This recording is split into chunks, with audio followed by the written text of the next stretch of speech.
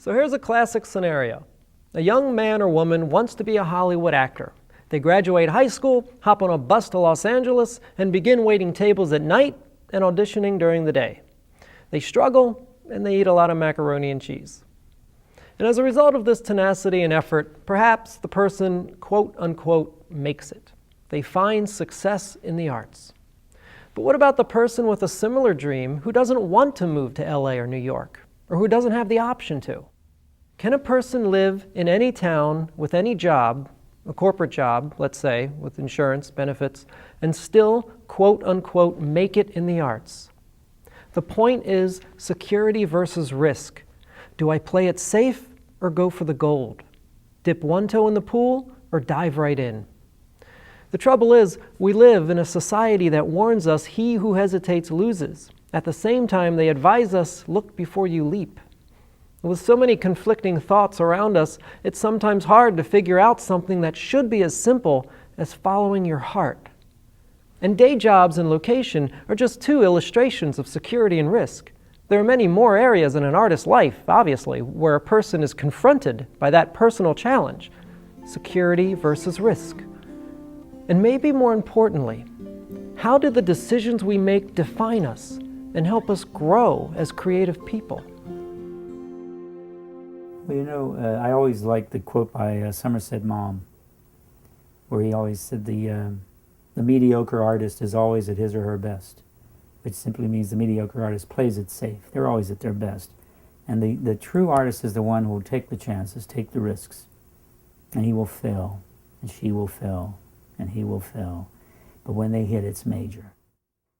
And what is a major value in taking risks. Major. Now, there are two kind of, there's a creative risk, but then there's also a personal risk. Well, the personal risk is whether you have the balls enough to go ahead and do it, number one. But the creative risk is, how do you learn? How do you grow if you don't take the creative risk? You've got to. You know how many times that all of us have our asses chewed out? They say, what the fuck do you do that for? You know, I said, because at that moment it works. No, it doesn't, and bam. Right. You got to take those shots. You got to take those shots. It's you. Where do you draw the line? You don't draw the line. No? You make the decision saying, I'm going to do this. Yeah. And then you just do it.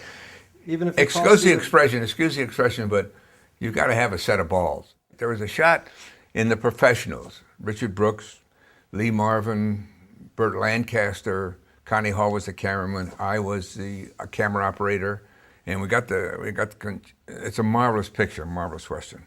And you got the bad guys led by this girl, Bandit, coming up the hill like that, and the train is coming down the tracks and so forth like that. And Richard says, bring Conchita up on the horses and the banditos like that, and let them exit the frame, and the train goes by like that. I said, okay, terrific.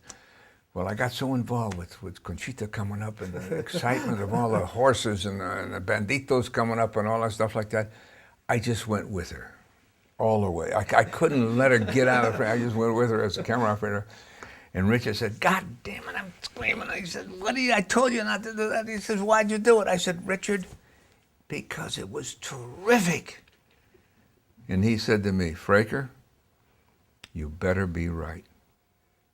We went and saw the dailies, and the shot went by, and the second shot came up, another shot came up, then all of a sudden he says, stop the projection. I said, oh, here it comes. He turned to me and he looked at me and says, Fraker, you were right. I don't know why I did it, but that's the shot that you do. Those are the chances you take, and you got to live by the decisions you make, and right or wrong. And I'm going to tell you something. Instinctively, 90% of the time you're going to be right.